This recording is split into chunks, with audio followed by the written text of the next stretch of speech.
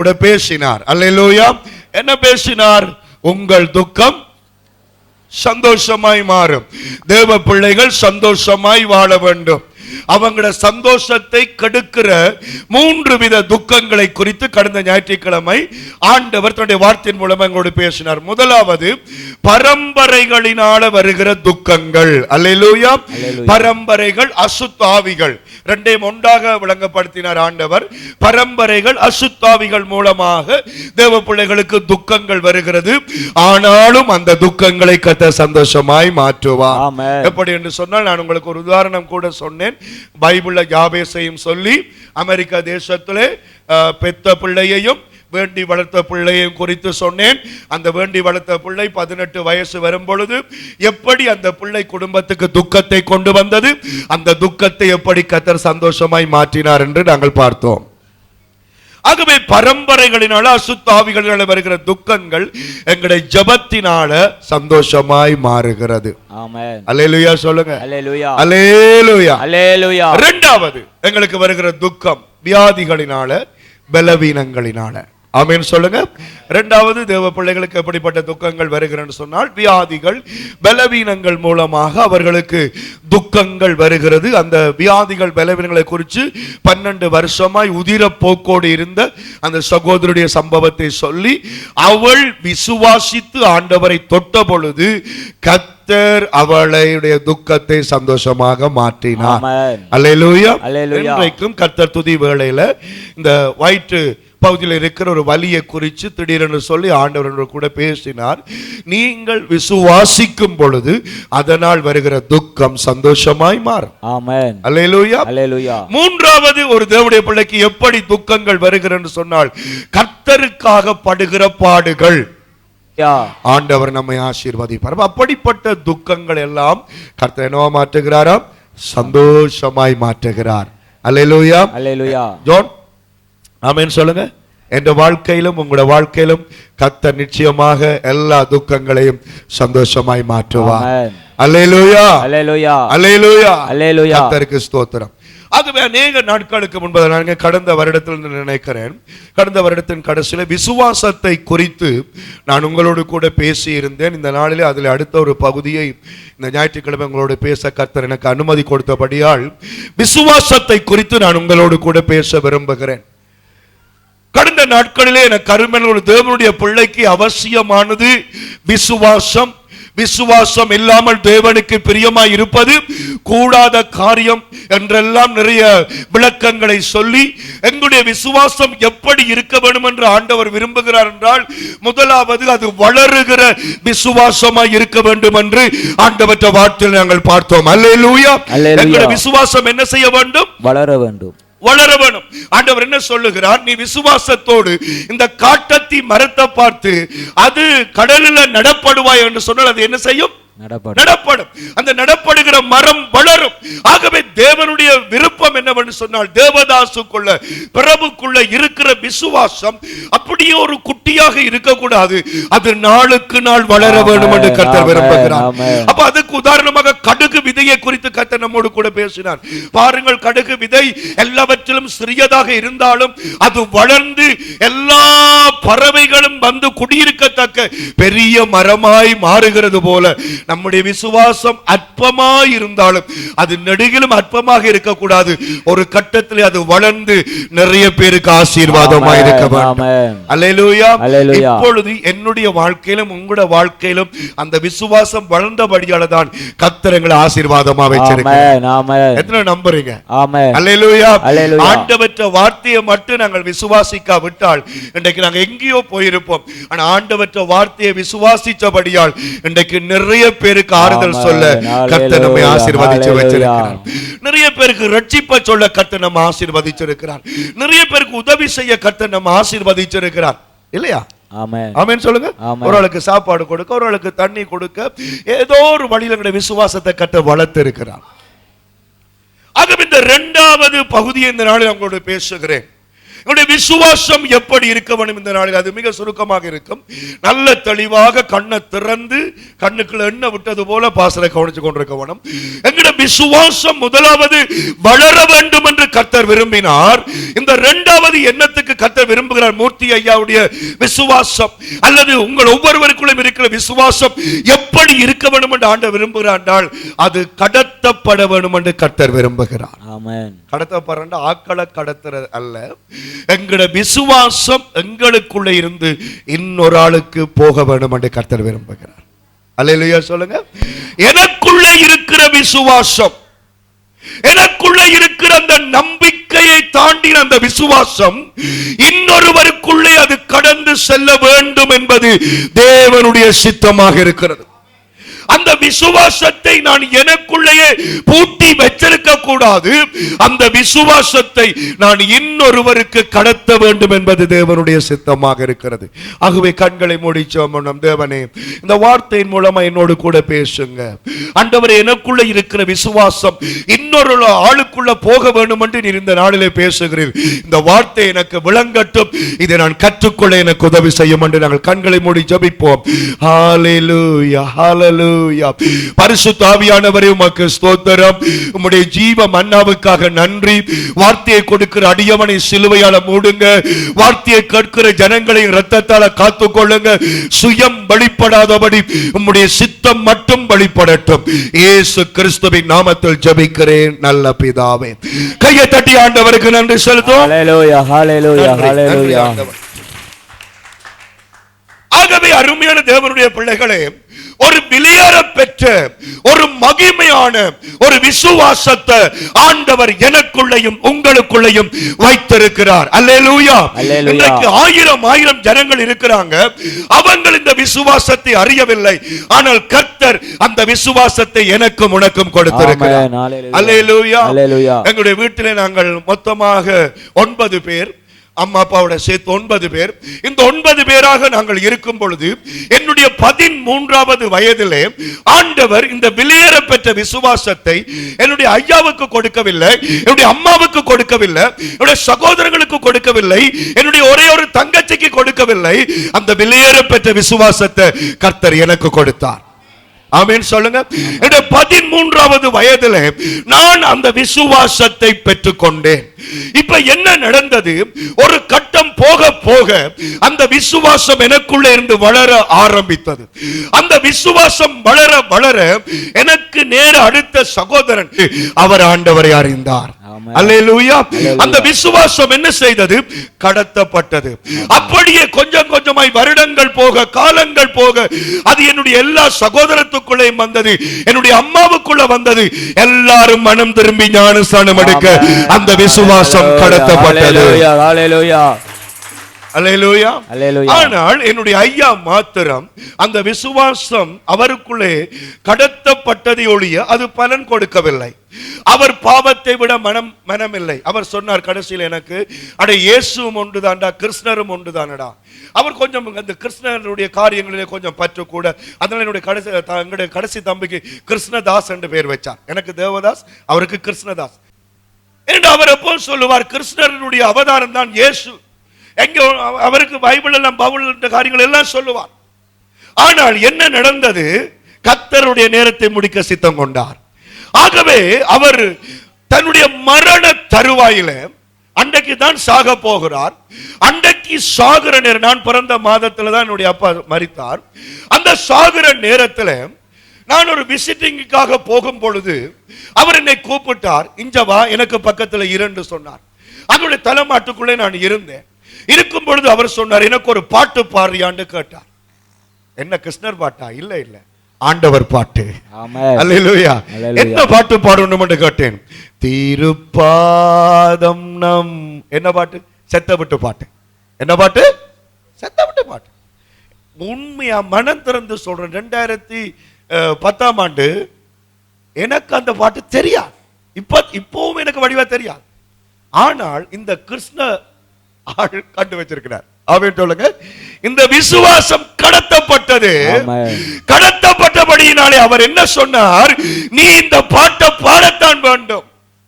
நான் தெரிஞ்ச மாதிரி எல்லாம் பாடி முடிச்சு ஜெபம் பண்ணிவிட்டு நான் போயிட்டேன். கடைசியாக நான் போன உடனே அவர் ஆஸ்பத்திரி கொண்டு போன கேள்விப்பட்டேன். ஐயா ஆஸ்பத்திரிக்கு போயிட்டாருன்னு ஓடி வந்து பார்த்தேன், அவரை சடலமாகத்தான் நான் பார்த்தேன். தேவ பிள்ளைகளே, ஆரம்பத்தில் அது எனக்குள்ளே வந்தது, அது கடைசியில் என்ன செய்தது? மிச்ச 8 பேரையும் அது பட்சித்தது. ஆமென். அப்ப ஆண்டவருடைய ஒரு சித்தம், ஆண்டவருடைய ஒரு விருப்பம் என்னவென்று சொன்னால், உனக்குள்ள கர்த்தர் வைத்திருக்கிற அந்த விசுவாசம் அது உனக்குள்ளே மூடப்பட்டு கொண்டிருக்க கூடாது. அது உன்னுடைய மனைவிக்குள் போக வேண்டும், அது உன்னுடைய கணவனுக்குள் போக வேண்டும், அது உன்னுடைய பிள்ளைகளுக்குள் போக வேண்டும், அது உன்னுடைய பெற்றோருக்குள் போக வேண்டும், அது உன்னுடைய பக்கத்து வீட்டுக்கு போக வேண்டும். அப்படிப்பட்ட விசுவாசத்தை இந்த காலங்களிலே தேவன் என்னிடமும் உன்னிடமும் எதிர்பார்க்கிறார். ஆமென். ஆமென். அல்லேலூயா. அல்லேலூயா. அல்லேலூயா. அல்லேலூயா. நான் என்னுடைய படிப்பை விட்டு ஒரு வேலை செய்து கொண்டிருந்த பொழுது எனக்கு வேலைக்கு பொறுப்பாக இருந்த மேனேஜர் வந்து வளவன் என்று நீங்கள் கேள்விப்பட்டிருப்பது தெரியாது. அவர் ஒரு என்னன்னு சொல்லி நாஸ்திகவாதி, அநேக புத்தகங்களை எழுதியிருக்கிறார். அவரோடு இருந்தபடியால் எனக்கு கொஞ்சம் தமிழ் புலமை, தமிழ்ல கொஞ்சம் நான் கற்றுக்கொள்ளக்கூடிய இருந்தது. அவருடைய புத்தகங்களுக்கு ப்ரூஃப் ஆக்குறது நான் தான். ஆனால் அவர் எப்பவும் என்னையும் என்னுடைய சமயத்தையும் என்னுடைய ஆண்டவரையும் எதிர்க்கிறவராகவே இருப்பார். எப்ப பார்த்தாலும் குறை பண்ணி கொண்டே இருப்பார், ஆண்டவரை பற்றி புரட்டானியம் பேசிக் கொண்டே இருப்பார். ஆனால் நான் விட்டு கொடுப்பதே இல்லை. இளம் வயதாக இருந்தாலும் விட்டு கொடுப்பதில்லை. ஞாயிற்றுக்கிழமைகள் தான் வேலையை கொண்டு வந்து வைப்பார். நான் செய்ய வேண்டிய வேலைகளை எல்லாம் எங்க கொண்டு வர? ஞாயிற்றுக்கிழமை. ஏன் என்று சொன்னால் அவருடைய விருப்பம், ஈவன் சேர்ச்சுக்கு போகாம எங்க வர வேணும்? வேலைக்கு வரவன். காசு உழைக்கணும், வேலைக்கு வந்தே ஆகவன். ஆகவே அவர் என்ன ஞாயிற்றுக்கிழமை போட்டார். முதலாவது கிழமை நான் நின்றேன், அடுத்த கிழமை என்ன வேலைக்கு வர வேண்டாம் என்று சொன்னார். ஆனா அவருக்கு மேலான அதிகாரி என்ன வேலைக்கு எடுத்தார். அடுத்த 2-3 மாசம் கழிச்சு ஒரு ஞாயிற்றுக்கிழமை ஒரு முக்கியமான வேலையை போட்டார். அதே மாதிரி நான் வேலைக்கு போகவில்லை, நின்றேன்.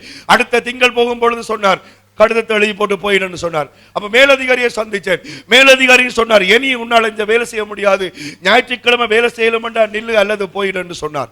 ஆகவே நான் வேலையை விட்டு வந்து என்னுடைய தாய் தகப்பனுக்கு சொல்லவில்லை, யாருக்கும் சொல்லவில்லை. என் வேலையை விட்டு நான் ஆண்டவருடைய ஊழியத்துக்கு முழு நேரமாக வந்தேன்.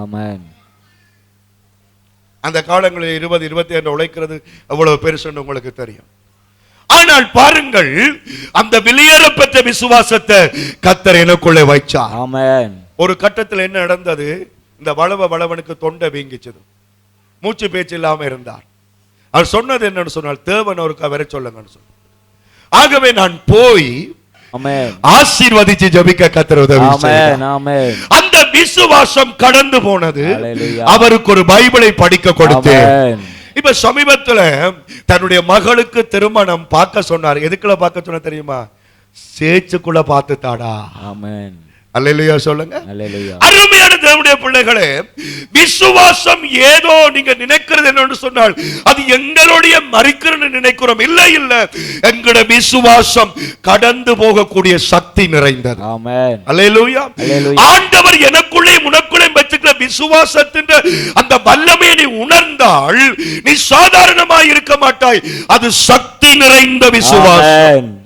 அதனால தேவ மனுஷனாகிய பவுல் ஒரு வார்த்தையை சொல்லுகிறார். 2 தீமோத்தேயு 1:5 செய்திக்கு ஆதாரமாய் வாசிப்போம். 2 தீமோத்தேயு 1:5. 2 தீமோத்தேயு 1:5. அந்த விசுவாசம் முந்தி உன் பாட்டியாகிய லோவிசாளுக்குள்ளும் உன் தாயாகிய எனிக்கையாளுக்குள் நிலைத்திருந்தது. அது உனக்குள்ளும் நிலைத்திருக்கிறது என்று நிச்சயித்திருக்கிறேன். அல்லேலூயா சொல்லுங்க. அல்லேலூயா. இப்ப பாஸ்டர் கவனிங்க. அல்லேலூயா சொல்லுங்க. பவுல் ஒரு ஊழியக்காரன். இந்த ஊழியக்காரன் தன்னுடைய சபையில இருக்கிற ஒரு இளம் வாலிபனாகிய தீமோத்தேயுவை பார்க்கிறான். இந்த தீமோத்தேயுவை பார்க்கும் பொழுது பாஸ்டர் கவனிங்க, இந்த தீமோத்தேயுக்குள்ள விசுவாசம் இருக்குது. இவன் சின்ன படியனா இருந்தாலும் வாலிபனா இருந்தாலும் அவனுக்குள்ள ஒரு விசுவாசத்தை பவுல் காண்கிறார். அப்ப பவுல் அந்த விசுவாசத்தை பார்த்து எப்படி அதை சொல்லுகிறார் என்றால், தீமோத்தேயு, இந்த விசுவாசம் திடீரென்று உனக்குள்ள வரவில்லை. இந்த விசுவாசம் உனக்குள்ள வர முன்னுக்கு யாருக்குள்ள இருந்துச்சு? உன்ற அம்மாவுக்குள்ள இருந்துச்சு. உன் அம்மாவுக்குள்ள இருந்த விசுவாசம் இப்ப எங்க வந்திருக்குது? உனக்குள்ள வந்திருக்குது. உன் அம்மாவுக்கு எப்படி வந்துச்சு? உன் அம்மம்மாவிலிருந்து வந்துச்சு. அம்மம்மாவிடம் இருந்த விசுவாசம் அம்மாவுக்கு வந்துச்சு. அம்மாவிடம் இருந்த விசுவாசம் இப்ப எங்க வந்திருக்குது? பிள்ளைக்கு வந்து நிற்கிறது. அல்லேலூயா. கையெத்தி சொல்லுங்க அல்லேலூயா. அதுதான் உயிருள்ள விசுவாசம்.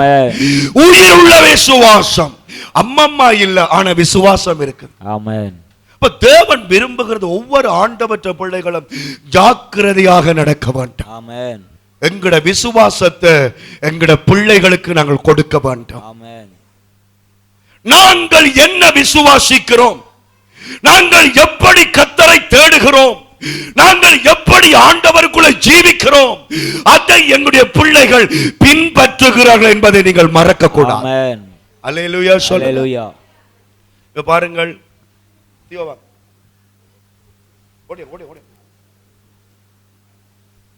இந்த முடி வெட்டு எப்படி வந்துச்சு? யார் வெட்டுற வெட்டு? அவன் சொல்லுங்க. அப்பா வெட்டுற வெட்டு. ஒரே சலன், ஒரே என்ன மாதிரி என்ன வெட்டுறது? எனக்கு வெட்டின மாதிரியே வெட்டு. Police crop. என்ன கிராப்? Police crop. இந்த வெட்டு எங்க இருந்து வந்துச்சு? இங்க இருந்து வந்துச்சு. இதுக்கு எங்க இருந்து வந்துச்சு? ஐயாட்ட இருந்து வந்துச்சு. அறிவு தெரிஞ்சு நான் சலூனுக்கு போகும்போது கட்டின என்ன மாதிரி வெட்டுறது? அப்ப சலூன்காரன் கேட்பான், என்ன வெட்டுறேன்? சொல்லடா போலீஸ் கிராப் சொல்லடா. போலீஸ் கிராப் அடிச்சா அதுதான். அப்ப ஒரு இளம் வயசுல வரைக்கல, இப்ப மண்டையில மயிர் இல்ல, அப்ப கொஞ்சம் மேவி எடுக்கலாம் ஆசையா இருக்கும் எல்லாம். அப்ப இப்பதான் இந்த கோழியல் மாதிரி எங்கட இதுல மேவி இழுக்கிறது ஃபேமஸ். ஆகவே இந்த மேவி இழுக்க, ஆனா மாறிக்கறி கை இப்படி போச்சுதோ அன்றைக்கு வீட்டுல சம்பவம் தான். மேவி இழுத்தால் பெரிய ரவுடி என்ற நினைப்பு ஐயாவுக்கு. அல்லேலூயா. மேவி இழுக்க கூடாது. மேவி இழுக்கிறோம் ரவுடி, போலீஸ் படிக்கிற பிள்ளை மாதிரி இருக்கும். இப்ப தகப்பனிடமிருந்து மகனுக்கு, மகனிடமிருந்து ஒரு முடி வெட்டுதல் இப்படி பரவுமாக இருந்தால் ஒரு விசுவாசம் எவ்வளவு வல்லமை நிறைந்தது. ஆமென். அல்லேலூயா சொல்றீங்களா? அல்லேலூயா. ஒரு விசுவாசம் எவ்வளவு சக்தி நிறைந்தது. ஆமென். அதனாலதான் தேவ பிள்ளைகளே நான் உங்களுக்கு சொல்லுகிறேன், ஆண்டவரை சரியாக நீங்கள் பின்பற்றினால் உங்கள் குடும்பமே வெளிச்சத்துக்கு வந்துவிடும். ஆமென். ஆமென். வார்த்தை சொல்லுது, நீதிமானுடைய சந்ததி அப்பத்துக்கு இறந்து திரிவதில்லை. ஆமென். அந்த நீதிமானுக்குள்ள இருந்த விசுவாசம் அந்த சந்ததிக்குள் வருகிறது. அப்பா முழங்கால் படியிட்டால் பிள்ளை முழங்கால் படியிடும். மனைவி பயபக்தியாக இருந்தால் குடும்பமே பயபக்தியாக மாறித்தான் ஆகும். இது என்ன? புருஷனுக்கு கள்ளு தவணமா இருக்கு, கள்ளு வண்டி கொடுக்கிறோம். மனுஷி கள்ளு வண்டி கொடுத்தா எந்த வருஷத்துல நீ விசுவாசமா இருந்தாலும் அது புருஷனை பாதிக்காது. ஒரு உண்மையான கீழ்ப்படிவு, உண்மையான பயபக்தி, உண்மையான குடும்ப ஜபம், உண்மையான பரிசுத்தம் உனக்குள்ள இருக்கும் என்றால் அது உன்னோடைய முடியாது, உன்ற குடும்பத்திற்கும் அது கடத்தப்படும் என்று கர்த்தர் சொல்லுகிறார். கையை தட்டி கர்த்தருக்கு நன்றி செலுத்துங்க. காணாது காணாது காணாது காணாது.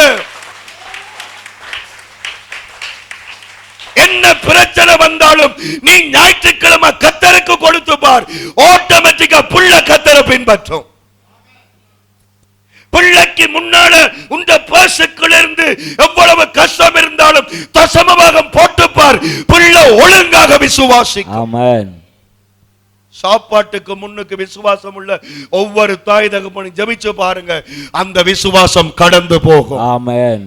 ஏன் இந்த சின்ன சின்ன சம்பவங்களை நான் உங்களுக்கு சொல்லுகிறேன் என்று சொன்னால், ஆவிக்குரிய ரீதியிலே நான் தகப்பன், நீங்கள் என்னுடைய பிள்ளைகள். ஆமென். நான் இல்லாமல் போகலாம். 45 வயசாச்சுது, இன்னும் 10 வருஷமோ 5 வருஷமோ 30 வருஷமோ எனக்கு தெரியாது. ஆனால் எனக்குள்ள தேவன் விதைத்த அந்த விசுவாசம் உனக்குள்ள இருக்க வேண்டும், பலன் கொடுக்க வேண்டும். அதைத்தான் கர்த்தர் விரும்புகிறார். ஆமென். தீமேத்தோக்குள்ள இருந்த விசுவாசம் எப்படி வந்துச்சு? அவன் தாய் மூலமா வந்துச்சு. அவன் தாய்க்கு விசுவாசம் எப்படி வந்துச்சு? அவளுடைய தாயின் மூலமாக வந்துச்சு. நீங்க தூசணம் கதைச்சு பாருங்க, பிள்ளைகள் என்ன செய்யும்? தூசணம் கதை. பிள்ளைகளே இன்னும் ஒன்றை புரிந்து கொள்ளுங்கள். நான் முதல் சொன்னது போல அந்த விசுவாசம் அப்பாவுக்குள்ள வரல, அம்மாவுக்குள்ள வரல, பிள்ளைக்கு கர்த்தர் கொடுத்தார். ஆமென். பிள்ளைக்குள்ள இந்த விசுவாசம் அப்பா அம்மாக்குள்ள பாஞ்சிச்சது. ஆமென். உங்களுக்குள்ள சரியான விசுவாசம் பெருமண்டால் உங்களுடைய குடும்பத்துல மாற்றம் பெறத்தான். ஆமென். அல்லேலூயா, அல்லேலூயா. ஆனா எங்களுக்கு அந்த விசுவாசமே இல்ல. ஏதோ விசுவாசம் விசுவாசம் விசுவாசம் என்று சொன்னால் ஒருக்கா வருத்தம் மாறிட்டது, ஒருக்கா சோறு கிடைச்சு, ஒருக்கா தண்ணி கிடையாது, அது இல்ல. விசுவாசம் வளர வேணும். அடுத்த கட்டம் எங்களுடைய விசுவாசம் அஞ்சல் ஓட்டம் போல இன்னொருவர் கையுக்கு அது ஒப்பு கொடுக்கப்பட வேண்டும் என்று கர்த்தர் விரும்புகிறார். ஒரு போதகர் ஒரு வாலிப பிள்ளையினுடைய கீபத்துக்கு ஜபிக்க போயிருந்தார். நல்ல அருமையான ஒரு ஊழியக்காரன், ஜபிக்கக்கூடிய ஊழியக்காரன், ஆண்டவரால் நேசிக்கப்படக்கூடிய ஊழியக்காரன். அதனால அந்த குடும்பமும் ஆண்டவருக்குள்ள இருந்த குடும்பம். ஆகவே இந்த ஊழியக்காரன் கவனிங்க, அந்த கீபத்துக்கு போய் அந்த மகளுக்கு கை வச்சு ஜபிக்கும் பொழுது, ஆண்டவரே இந்த பிள்ளை இந்த கீபத்திலே ஆசீர்வதியும், இனி இந்த பிள்ளைக்கு ஒரு முக்கியமான வயசா இருக்கிறபடியால் எல்லா தீர்மானங்களுடைய வல்லமை கூட இருக்கட்டும் என்றெல்லாம் ஜபிச்சுட்டு கடைசியில் ஒரு வார்த்தை சொல்லி ஜபிச்சார். ஆண்டவரே இந்த பிள்ளை தன் தாயை போல எங்களுடைய திருச்சபைக்கும் இந்த உலகத்திற்கும் ஆசீர்வாதமா இருக்க வேண்டும் என்று சொல்லி முடிக்கிறதுக்குள்ள அந்த தாய் கண்ணை திறந்து பாஸ்டருடைய கையை பிடித்து விட்டார். பாஸ்டர் எல்லாம் ஜபிச்சது சரி, இப்படி மட்டும் ஜபிச்சாமேன்னு சொல்லிடாதீங்க. நான் வெட்கத்தை விட்டு சொல்லுகிறேன், தாயை போல பிள்ளை இருக்க வேண்டும் என்று ஜபிக்காதீங்க. ஏனென்றால் என்ற வாழ்க்கையில் எவ்வளவோ தாறுமாறான காரியங்களை செய்த நான், என்ன போல என்ற பிள்ளை இருக்கக்கூடாது. நீங்கள் ஜபிச்ச அப்படி மாறக்கூடாது. இந்த ஜபத்தை மாத்தி ஜபம் பண்ணுங்க. சோரங்களே சோரிகளே நல்லா முழுகி போட்டு, சரியா, நல்லா முழுகிட்டு எல்லா ஊத்தியலும் போன அப்புறம் 3 தடவை சம்பா வச்சு சோப்பு போட்டு எல்லாம் ஊத்தியெல்லாம் போன பிறகு ஒரு பக்கை இல்லாத ஒரு மாலை நேரத்தில் குந்தி இருங்க. குந்தி இருந்து உங்களை ஜோசிச்சு பாருங்க, ஜபிக்காதீங்க. உங்களை ஜோசிச்சு பாருங்க, நீங்க என்ன செய்து கொண்டு இருக்கிறீங்க, உங்களோட மனநிலை என்ன, உங்களோட பேச்சு என்ன, உங்களோட பார்வை என்ன, சிந்திச்சு பாருங்க. இன்னைக்கு பாருங்க, என்ற புள்ள சந்தேகவாளியா இருக்கிறது காரணம் என்ன? நானும் தேனுகாம் என்ற புள்ள இளம் வயசுல சீர்கட்டு போறதுக்கு காரணம் அது 100க்கு ஒரு 10% தாய் தகப்பன்ல குற்றம் இல்லாமல் பிள்ளைகள் தவறிடுவாங்க. 100க்கு ஒரு 100 பேர்ல 10 பேர் காரணம் இல்லாமல் சீர்கட்டு போகிறது இருக்கு. ஆனால் என்னுடைய அனுபவத்திலே 100க்கு 90% பிள்ளைகள் யாரை கற்றுக்கொள்கிறார்கள்? ஏன் எங்களுடைய வாலிப பிள்ளைகள் இன்னும் ஆவியின் அபிஷேகம் பெறவில்லை? ஏன் இந்த திருச்சபை இன்னும் உயிர் மூச்சு அடையவில்லை? இங்கே இருக்கிற ஒவ்வொரு முதிர்ந்தவர்கள் அடுத்ததாக அது எங்கே வரும்? இங்கே ஊழியம் செய்கிற ஊழியக்காரனுடைய குடும்பம். சரியான ஒரு நெருப்பு, சரியான ஒரு விசுவாசம், சரியான ஒரு பயபக்தி ஒரு மனுஷனுக்குள்ள இருக்கும் என்றால் அது அவனுக்குள்ள மட்டும் இருக்காது, அது பற்றி எரியும், அது கடந்து செல்லும். தீமைத்தையும் இந்த சின்ன வயசுல எப்படி வந்துச்சடா, நானே ஆச்சரியப்படுறேன் என்று தான் பவுல் சொல்லுகிறார். இல்ல இல்ல, உன் அம்மாவும் இப்படித்தானடா, விசுவாசம் உள்ள தாய். அந்த ஊழியக்காரர் 3 பரம்பரையை பார்த்திருக்கிறார். உன் அம்மா மாத்திரமல்ல, உன் அம்மாவும் அப்படித்தான். ஒரு தேவ ஊழியக்காரனாய் நான் ஒரு ஆக குறைஞ்சது 15 வருஷத்துக்கு மேல இங்க ஊழியம் செய்கிறேனே, யாரையாவது சொல்ல முடியுமா அது விசுவாசத்தின் தாய், அவன் விசுவாசத்தின் மகன்? சகோதரனே சகோதரியே, விசுவாசம் என்பது வெறும் காணிக்க கொடுப்பதிலே வெறும் ஊழியம் செய்வதிலே மாத்திரமல்ல, விசுவாசம் என்பது நம்முடைய பரிசுத்தத்தை உள்ளடக்கிய பூரணமான வாழ்க்கையை அது குறிப்பிடுகிறது. விசுவாசத்தோட பொய் சொல்லாம இருங்க. பிள்ளைகளும் எவ்வளவு பிரச்சனை வந்தாலும் என்ன செய்ய மாட்டாங்க? பொய் சொல்ல மாட்டாங்க. விசுவாசத்தோட ஞாயிற்றுக்கிழமை வேலைக்கு போகாம இருந்து பாருங்க, பிள்ளைகளை வந்து விசுவாசத்தை பெற்றுக்கொள்வாங்க. ஊழியக்காரருக்கு விசுவாசத்தோட மதிப்பு கொடுத்து பாருங்க, பிள்ளைகளும் மதிப்பு கொடுப்பாங்க. நீங்க உங்க வீட்டுக்கு பாஸ்டர் வரும்பொழுது பிரைஸ் தி லார்ட் பாஸ்டர் என்று சிரிச்சு சொல்லி பாருங்க, உங்களோட பிள்ளைகளும் அப்படிதான் சொல்லுவார். கடத்தப்பட வேண்டும். விசுவாசம் நம்மை விட்டு இன்னொருவருக்கு போக வேண்டும். வழியில போகிறதுக்கு முன்னுக்கு அது நம்முடைய குடும்பத்துக்குள்ள போக வேண்டும் என்று கர்த்தர் விரும்புகிறார். 2 ராஜாக்கள் 4வது அதிகாரம், 2 ராஜாக்கள் 4வது அதிகாரம் 1வது வசனம்.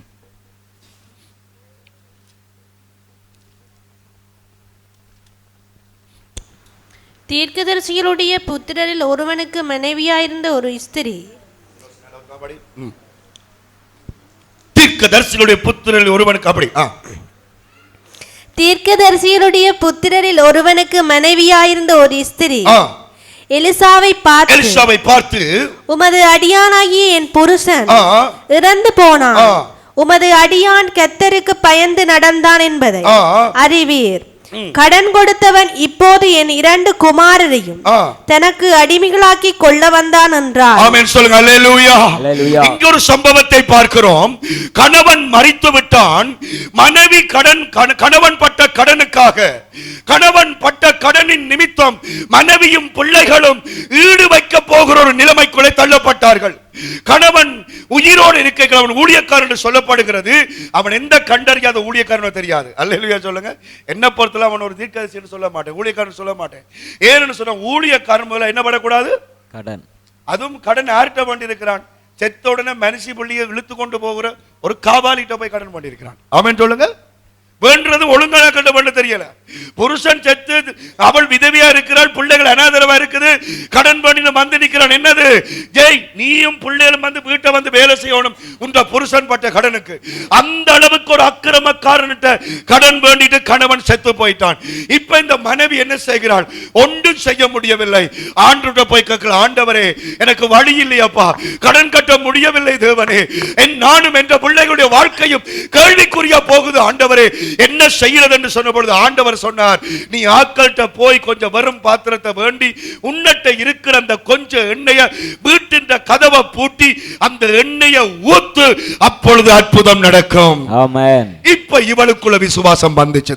ஆமென். கையெத்தி சொல்லுங்க. ஆமென் சொல்லுங்க. ஆமென். கையெத்தி சொல்லுங்க. ஆமென். இவளுக்குள்ள விசுவாசம் வந்தது. என்ன?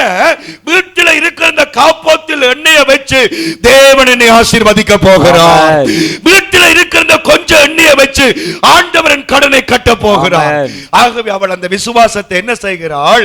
பிள்ளைகளிடம் கடத்துகிறாள். பிள்ளைகளுக்கு வந்து சொல்றார், ஆண்டவர் எங்களுக்கு இப்படி சொல்லி இருக்கிறார், இப்படி நடக்க போகுது என்று சொன்ன உடனே நீங்க வாசிச்சு கொள்ளுங்க. 5வது வசனம். அவள் அவனிடத்திலிருந்து போய் தன் பிள்ளைகளுடன் கதவை பூட்டி, பிள்ளைகளோடு கதவை பூட்டிக் கொண்டு இவர்கள் பாத்திரங்களை அவளிடத்தில் கொடுக்க அவள் அவைகளை கரங்களை தட்டி ஆண்டவருக்கு நன்றி செலுத்துவோமா? அல்லேலூயா, அல்லேலூயா. அப்படியே அந்த தாய் தனக்குள்ள மட்டும் அந்த விசுவாசத்தை வச்சுக்கொண்டு பிள்ளைகளுக்கு சொல்லாமல் தான் மட்டும் செய்யவில்லை. வந்து மூத்தவனை கூப்பிட்டால், 2வது கூப்பிட்டு, 3வது கூப்பிட்டு, ஒரு 5 பிள்ளைன்னு வச்சுக்கொள்ளுங்க. 5 பேரையும் கூப்பிட்டு சொல்லிச்சு, ஆண்டவர் எங்களுக்கு அற்புதம் செய்ய போறாராம், நீங்களா நம்பிக்கையா இருங்க, விசுவாசமா இருங்க, வாங்க நாங்கள் வீட்டுக்குள்ள போய் இந்த காரியத்தை செய்வோம் என்று சொல்லி என்ன சொல்லுது? பிள்ளைகள் பாத்திரத்தை கொடுக்க தாய் ஊற்றி கொண்டே இருந்தாள். அதுல ஒரு பிள்ளை கூட அவிசுவாசிக்கவில்லை, ஒரு பிள்ளை கூட கேள்வி கேட்கவில்லை. தாய்க்குள்ள இருந்த அந்த விசுவாசம் அந்த பிள்ளைகள் மேல இறங்கி வந்தது. அந்த பிள்ளைகள் மேல இறங்கி வந்தது. அல்லேலூயா, அல்லேலூயா. அப்படிப்பட்ட ஒரு கரை இல்லாத விசுவாசம் சாந்தி அக்காவுக்கு வர வேண்டும் என்று கர்த்தர் விரும்புகிறார். அல்லேலூயா. நீ மட்டும் மொட்டாக்கு போட்டுக் கொண்டு நிற்கிறதல்ல, உன்ற விசுவாசம் உன்ற பிள்ளைகளை பாதிக்க வேண்டும், பிள்ளைகளை தொட வேண்டும். அந்த விசுவாசத்தோடு பிள்ளைகள் இணைய வேண்டும் என்று கர்த்தர் விரும்புகிறார். கடைசியா வாசிச்சு முடிப்போமா? நியாயாதிபதிகள் 2வது அதிகாரம் 7வது வசனம். அல்லேலூயா. பரிசுத்த ஆவியானவரே, நியாயாதிபதிகள் 2வது அதிகாரம் 7வது வசனம். அல்லேலூயா, அல்லேலூயா. ஒரு 5-10 நிமிஷம். நியாயாதிபதிகள் 2:7. யோசுவாவின் சகல நாட்களிலும் கர்த்தர் கர்த்தர் இஸ்ரவேலுக்காக செய்த அவனுடைய பெரிய கிரியைகளை எல்லாம் கண்டவர்களும் யோசுவாவுக்கு பின்பு உயிரோடு இருந்தவர்களுமாகிய மூப்பரின் சகல நாட்களிலும் ஜனங்கள் கர்த்தரை சேவித்தார்கள். அல்லேலூயா சொல்லுங்க. அல்லேலூயா சொல்லுங்க. யோசுவாவின் நாட்களிலும் அவனுக்கு பின்னுக்கு கர்த்தரை அறிந்த மூப்பர்களின் நாட்களிலும் ஜனங்கள் கர்த்தரை சேவித்தார்கள். அல்லேலூயா அல்லேலூயா. எங்கட காலத்துல எங்கட சந்ததி கர்த்தரை தேட வேண்டும். அல்லேலூயா. எங்கட காலத்துல எங்கட குடும்பம் விசுவாசத்தின் குடும்பமாய் மாற வேண்டும். நான் ஒரு வழியில போகல, கணவன் ஒரு வழியில சில வேளை அது கடத்தப்படுறதுக்கு 2 வருஷம் 3 வருஷம் செல்லும், சிலது 5-6 வருஷமும் செல்லும்.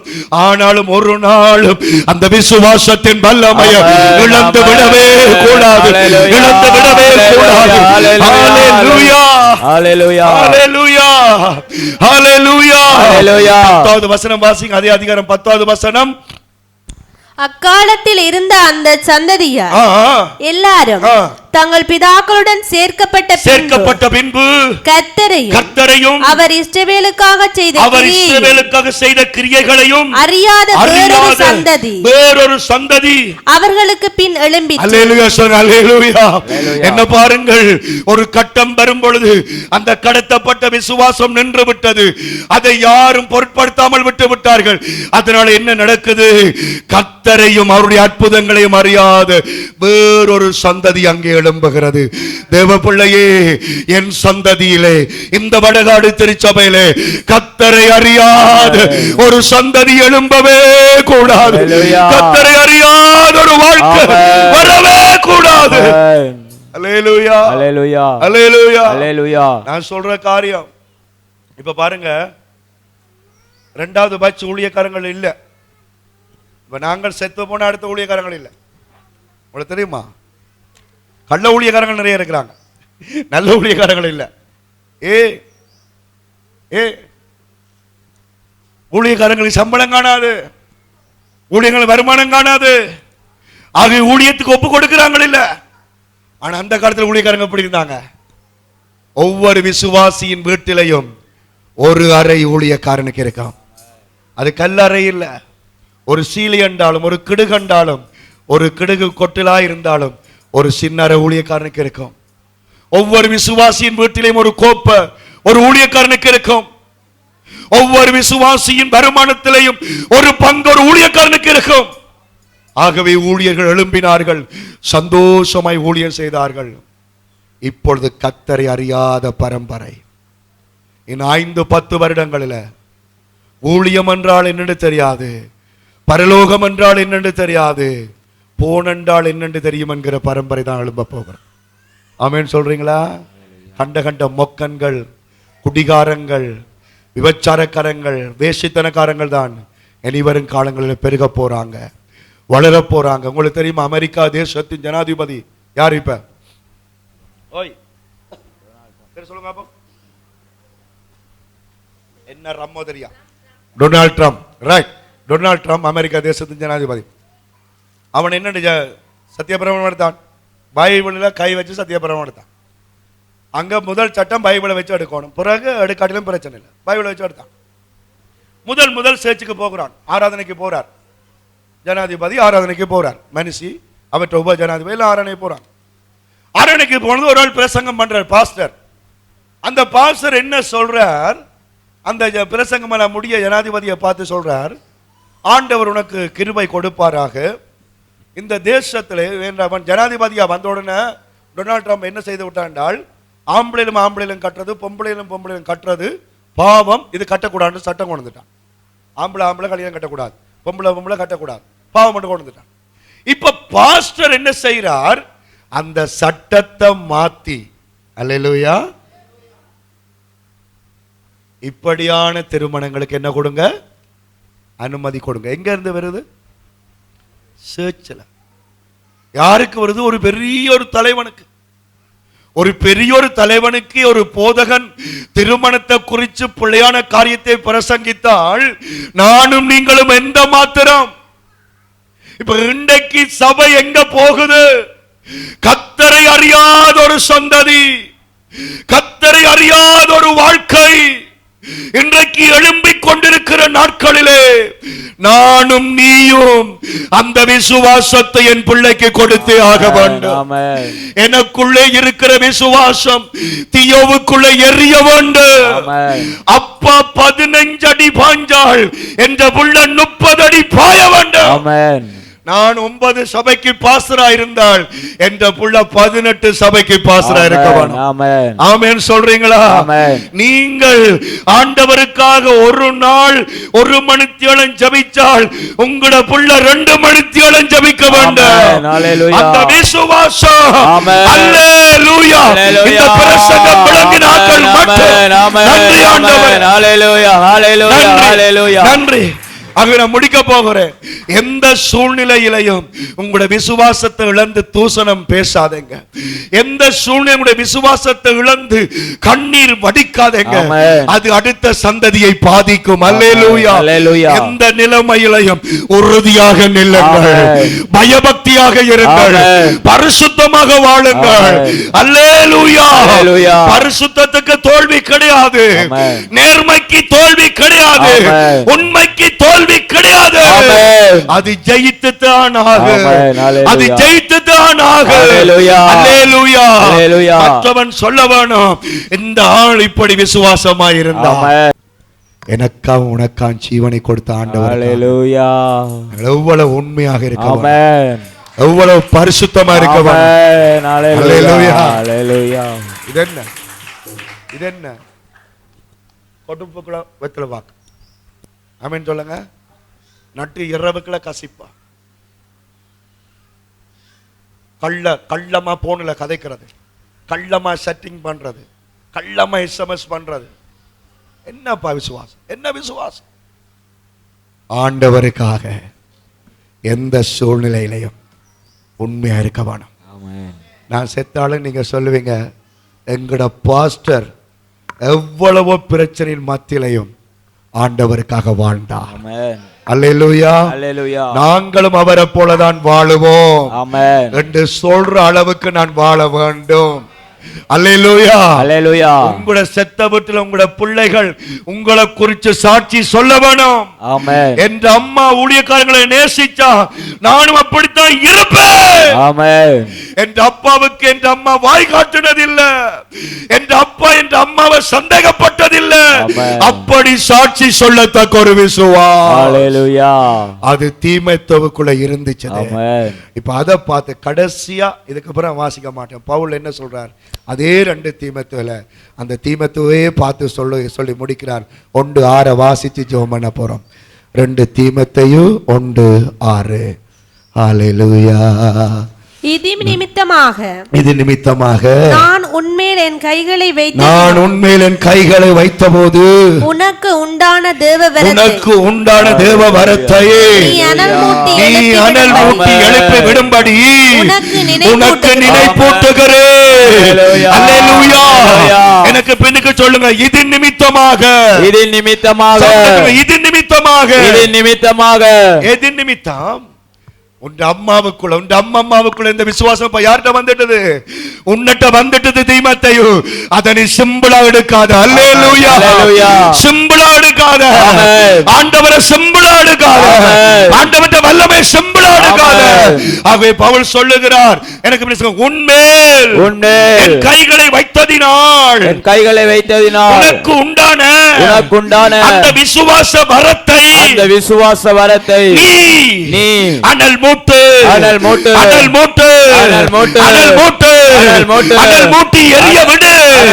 எரிய விடு. தட்டி சொல்லுங்க, அனல் மூட்டு.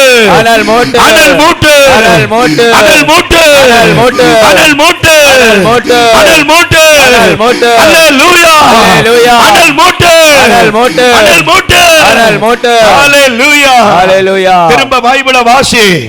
ஆமென் சொல்லுங்க. திரும்ப பைபிளை வாசி, முழங்காலில் இருந்து பைபிளை வாசி, ஆமென். முழங்காலில் இருந்து ஜெபம் பண்ணு, ஆமென். பரிசுத்தமா வாழு.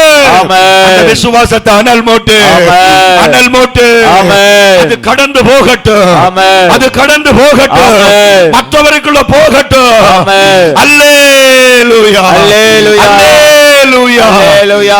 அம்மாவுக்குள்ள இருந்தது அம்மாவுக்குள்ள வந்துச்சது, ஆமென். அம்மாவுக்குள்ள இருந்தது பிள்ளைக்குள்ள வந்துச்சது. ஆமென். அல்லேலூயா சொல்லுங்க. அல்லேலூயா. எத்தனை பேர் விரும்புறீங்க, ஆண்டவரே எனக்குள்ள இருக்கிற விசுவாசம் இன்னும் ஒரு ஆளுக்காவது போகணும் ஆண்டவர். ஆமென். ஆண்டவரே அது மட்டும் செய்திடாதேங்கப்பா. அல்லேலூயா. அல்லேலூயா. ஜெபிக்கிற காரியம் ஆண்டவரே இப்ப செய்திடாங்க. அல்லேலூயா. ஏனடா உங்களோட விசுவாசம் அவ்வளவு வண்டர்ஃபுல். அல்லேலூயா. அது வேணாம், இந்த விசுவாசம் வேணாம், இனி ஒரு புதிய விசுவாசம் பெற வேணும். தேனும் ஆமென் சொல்லுங்க. ஆமென். புதிய ஒரு விசுவாசம். அல்லேலூயா. அல்லேலூயா. புதிய ஒரு விசுவாசம். ஆமென். புதிய ஒரு விசுவாசம். ஆமென். புது மனுஷன். ஆமென். புது மனுஷி. ஆமென். ஆண்டவருக்குள்ள ஆமென். சாட்சியா நிக்கிற விசுவாசம். ஆமென். என்ன பிரச்சனை வந்தாலும், ஆமென். என்ன கஷ்டம் வந்தாலும் ஆமென். விசுவாசமாய் நில். ஆமென். கர்த்தருக்காக நில். ஆமென். உன்னை கர்த்தர் கட்டி எழுப்புவார். ஆமென். அல்லேலூயா. உன் சந்ததியை கைவிட மாட்டார். ஆமென். உன் சந்ததியை விட்டு விலக ஆமென். மாட்டார். ஆண்டவற்ற துணை உன்னோடு கூட ஆமென். இருக்கும். அல்லேலூயா.